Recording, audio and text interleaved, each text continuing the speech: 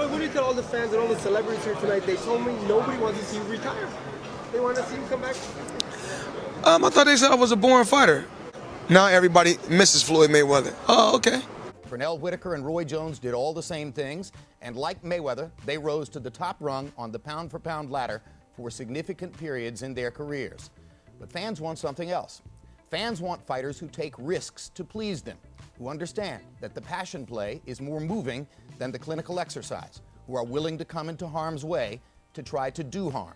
That's what Oscar De La Hoya has given to boxing through the whole second half of his career, ever since he moved to welterweight, with the exception of those poignantly unforgettable last 5 rounds versus Felix Trinidad.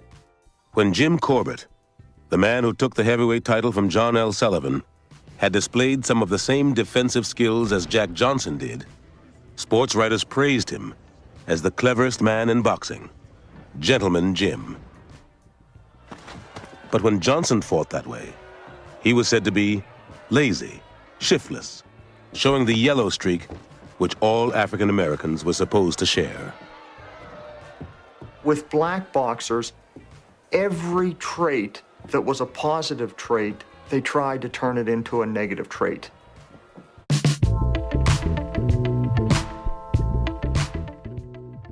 That's Gervonta Tank Davis watching Floyd Mayweather fight right before he fought Rolly. This is something Gervonta does all of the times, is watch Floyd Mayweather right before his fight in the dressing room. Nevertheless, ESPN shared Floyd Mayweather trainer GT post that said, quote, "Best defensive fighter ever, best offensive fighter ever, best overall fighter ever." That's when Gervonta responded to that by stating, quote, "Y'all be hating on me too, but whatever. None of them guys y'all post can F with me, and that's a fact. How you gonna play with a fighter that put you to sleep, no matter the second, no matter the round? Slick boxer my ass. He's not the best offensive fighter, but definitely the best defensive fighter." In addition to that, a fan said, "Yeah, that title goes to Shakur, the best offensive fighter." And Gervonta responded with, "No, it doesn't."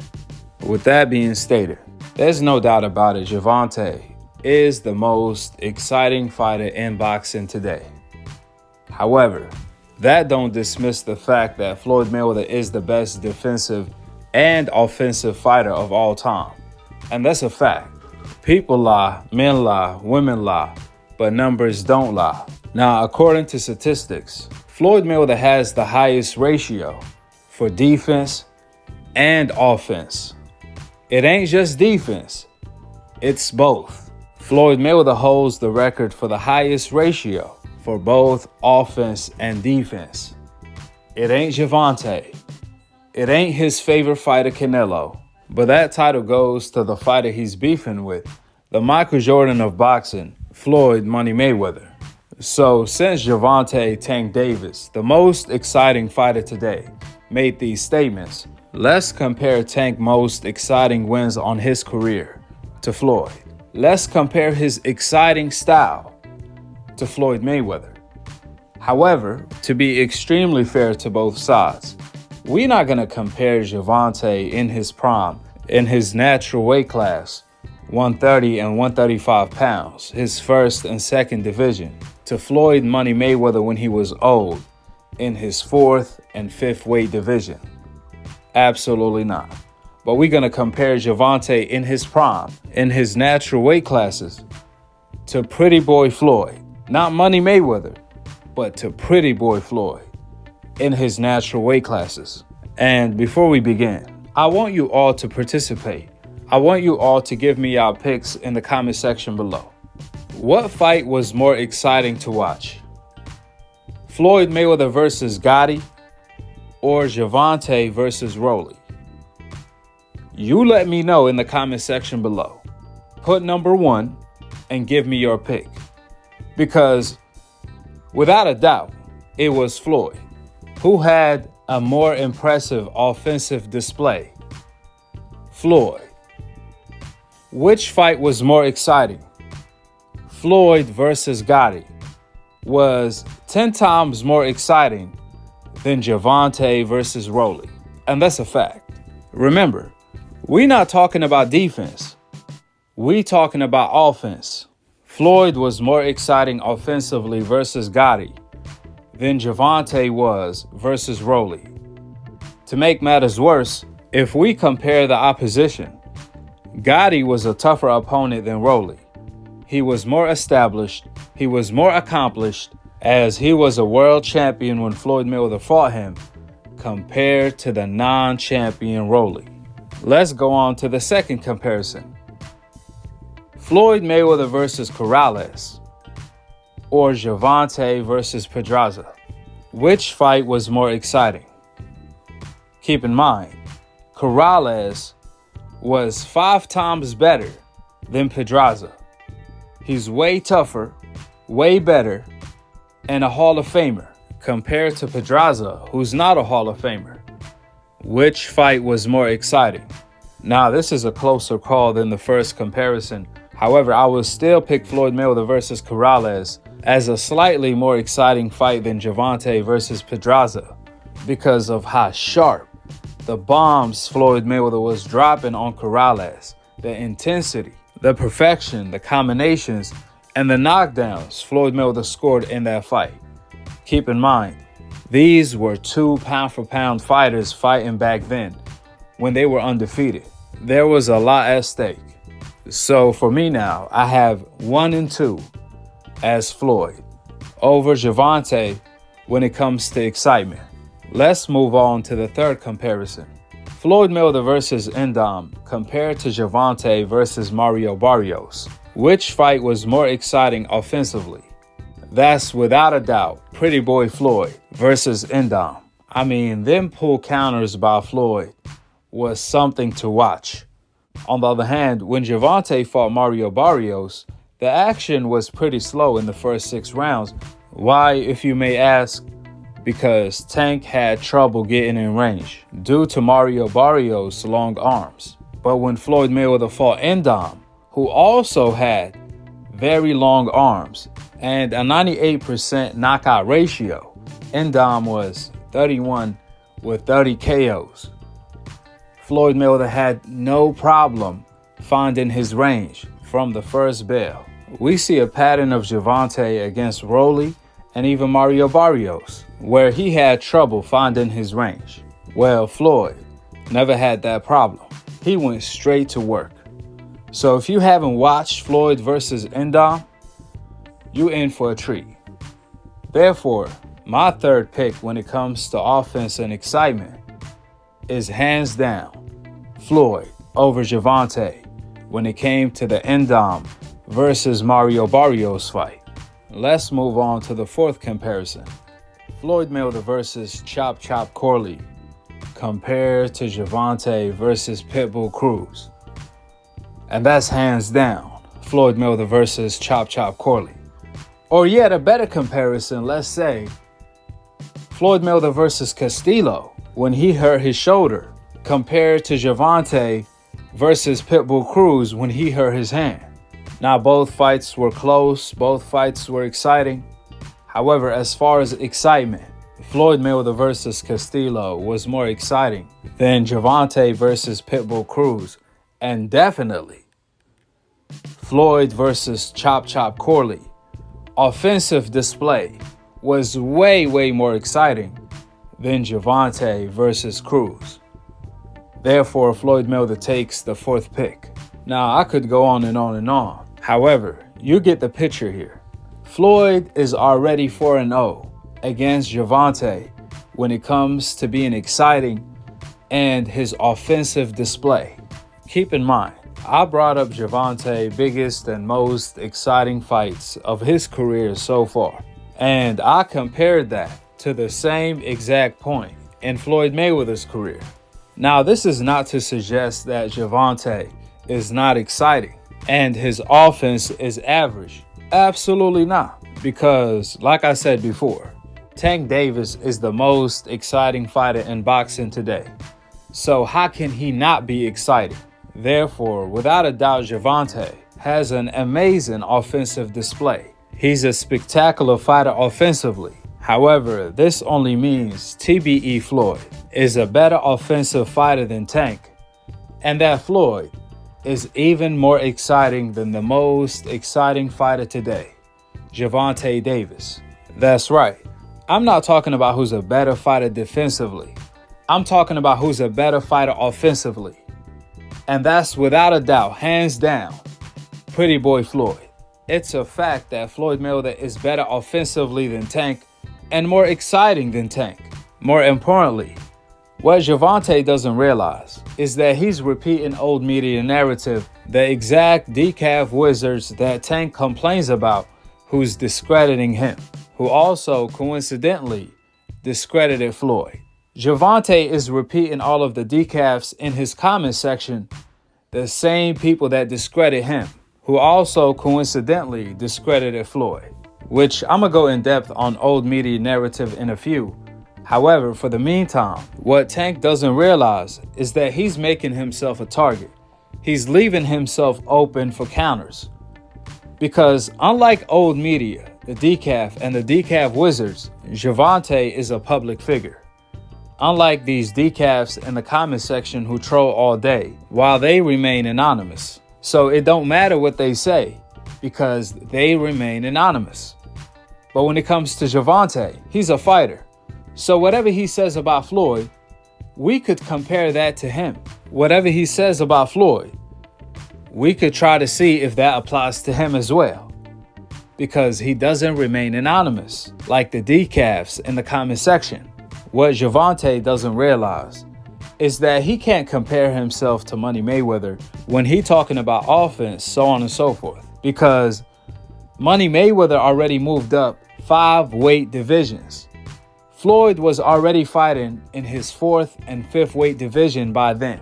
If Tank want to talk about offense, he has to factor in that Floyd, in his 4th and 5th weight division, he was fighting fighters 15 to 20 pounds bigger than him every single time. We also have to factor in Floyd Mayweather having hand problems by that point when he moved up to his 4th and 5th weight division. And even then, Floyd put on some of the most exciting fights of all time. Floyd versus Cotto, Floyd versus Maidana, Floyd versus Ortiz, Floyd versus Pacquiao, Floyd versus Canelo, Floyd versus Ricky Hatton, Floyd versus Mosley were all exciting. Therefore, if Tank want to compare himself to Floyd, then I want to see Tank move up to 147 and 154. Then let's see Tank do the things that Floyd Mayweather did. Put on the exciting fights that Floyd Mayweather put on. And be offensively as much as Floyd Mayweather was at 147 and 154 as the smaller man when he knocked out Hatton. I want to see Tank do that against a fighter who's 43-0 like Hatton. I want to see Tank move up to 154 and fight a Canelo who was 43-0 in his prime and dominate him offensively and defensively like Floyd Mayweather did.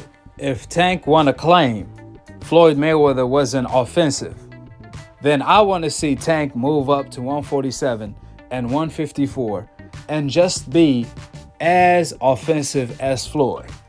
Let's see. You guys can't say Tank is too small because Floyd and Tank started in the same weight division, 130 pounds. We also have Pacquiao who moved up from 112 all of the way to 147. So there's no excuses. Gervonta height is not a disadvantage. In fact, is an advantage, just like how Mike Tyson fought at heavyweight as the shorter fighter.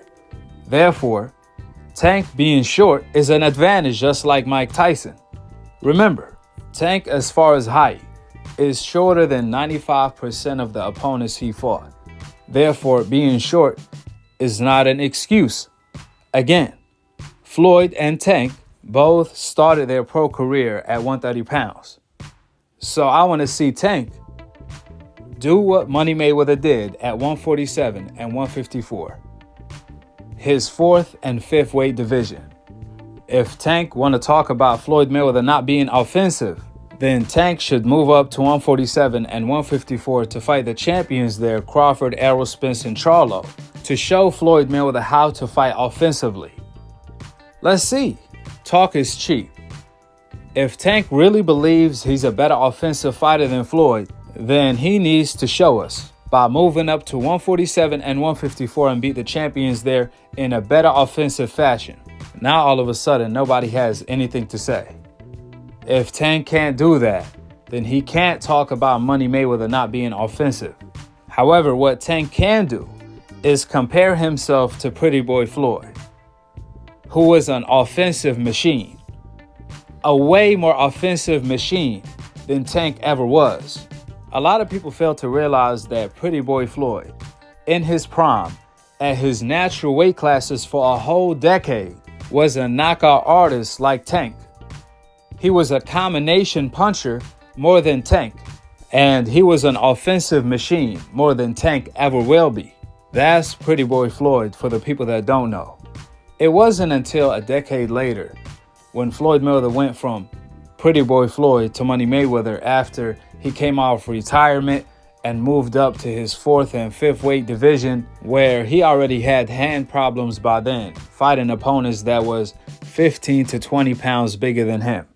That's why Floyd started to receive less knockouts in the later portion of his career. Therefore, what Tank needs to do is do his homework on Pretty Boy Floyd, not just Money Mayweather, as Floyd Mayweather is the best offensive and defensive fighter of all time. He's the best when it comes to both, and that's a fact. See, Gervonta is falling for old media narrative that Floyd Mayweather was the best defensive fighter of all time. These are code words to discredit the fighters on the coincidental list, aka the black fighters, by labeling them the best defensive fighter, like they do to Shakur and Devin Haney today. They slickly discredit them by limiting their attributes. See, they don't want to call a spade a spade. They don't want to call Floyd Mayweather the best fighter ever. They don't want to call Floyd Mayweather the best completed fighter ever, the most complete fighter ever. Absolutely not. So they limit him to Floyd Mayweather being the best defensive fighter ever, which is absolutely bullshit. Excuse my French.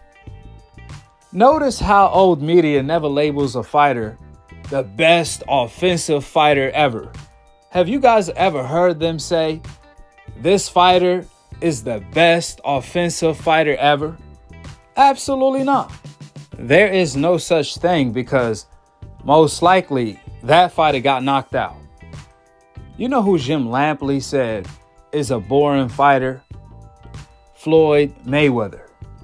You also know who Jim Lampley said is one of the most exciting fighters of all time and one of the best offensive fighters ever, Arturo Gatti. That's right. Jim Lampley even made a list after Gatti called the Gatti list of the best, most exciting offensive fighters ever. This was a way to give credit to the fighters on the Hope list, because before social media, the pound for pound list was completely full of fighters on the coincidental list.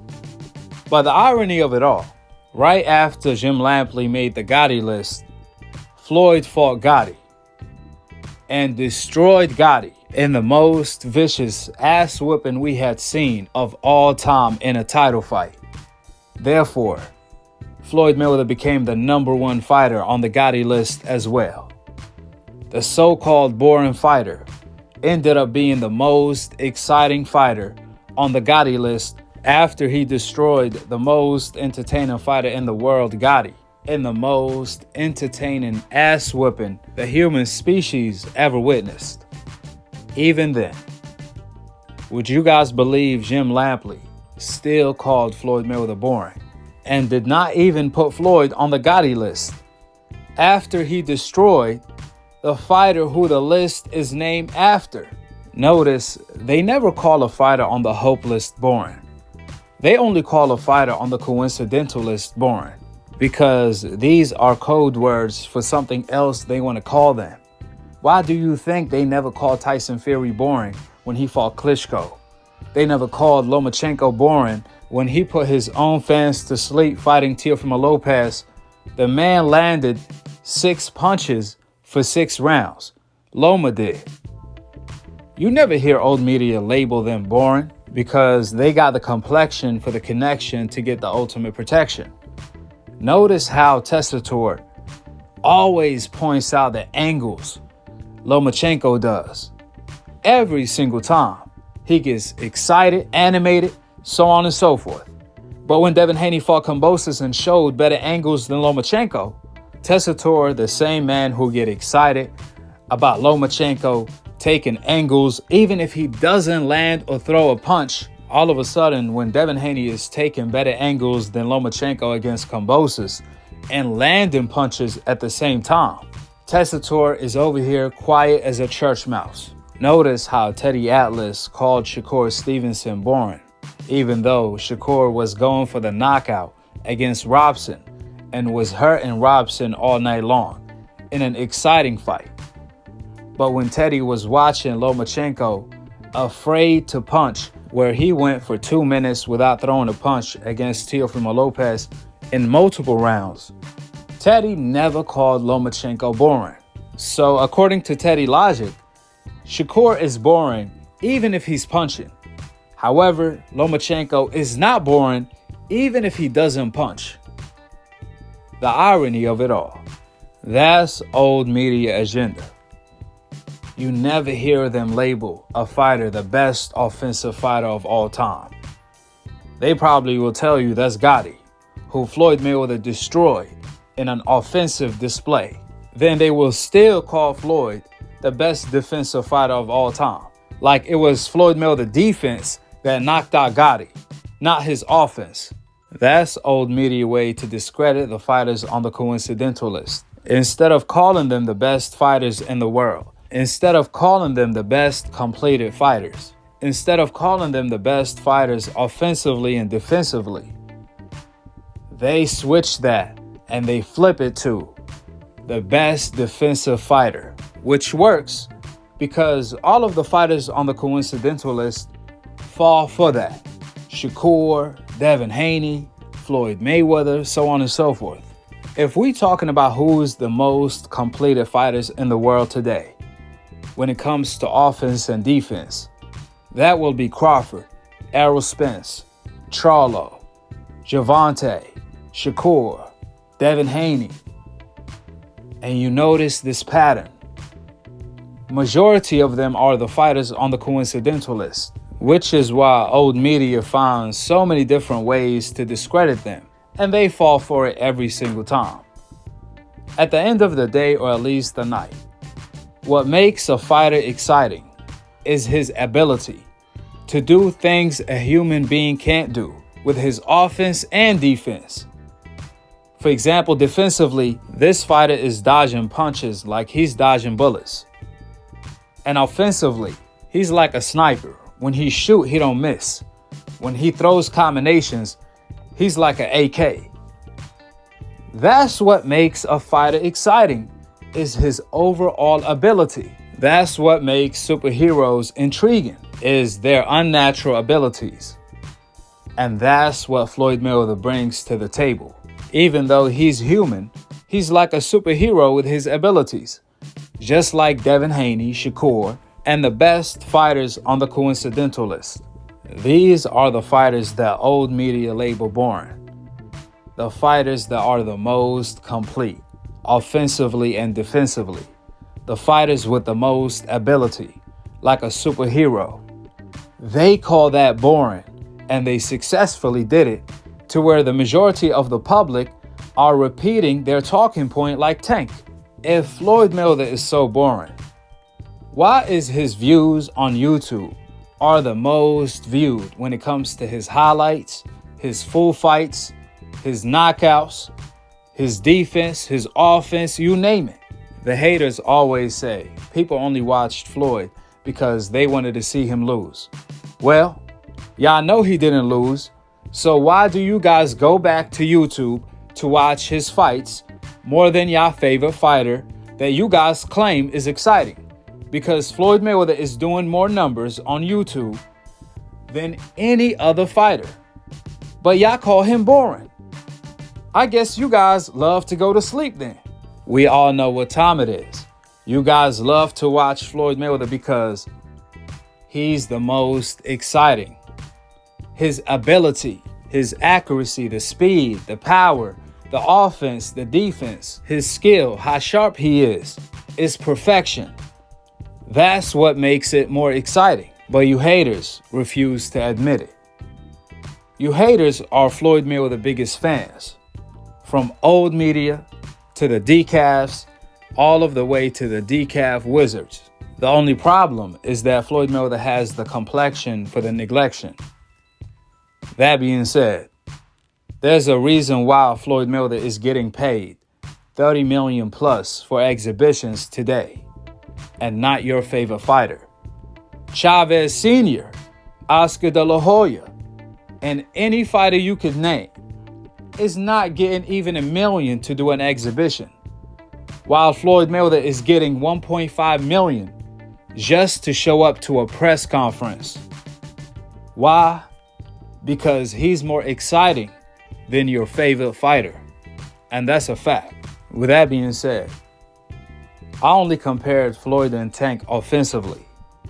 Because if we're talking about resume and career, at 23 years old, Floyd Mayweather already accomplished more than Tank have accomplished today at 27 years old. Which I already broke that down. I'm gonna leave the link for that video in the comment section below. There's a reason why Tank is always watching Floyd before his fights. That reason is what makes Floyd Mayweather TBE the best ever. I bet you Tank ain't watching Canelo before his fights unless he's trying to learn how to lose or something crazy like that. And one last thing, offense and defense come together. You know, old media never says who the best offensive fighter is. Because like I said, most likely that fighter already got knocked out. Now, one fighter come to mind that we truly could say is one of the best offensive fighters ever. And that is Mike Tyson in his prime before he got distracted. However, one key element is that Tyson had the best defense ever as a heavyweight. In his prime, Mike Tyson had the best defense as well as offense. So when you say who's the best offensive fighter ever, if that fighter only has offense, then he's not going to make it to being a great fighter. He's going to get knocked out before you know it. Offense and defense come together like a package. You have to have both to be a completed fighter. Mike Tyson had both, even though he's known for his offense. But his defense was just as good as his offense, just like Gervonta. But again, that's why you never hear old media say, this guy is the best offensive fighter ever. Because most likely, he already got knocked out a bunch of times.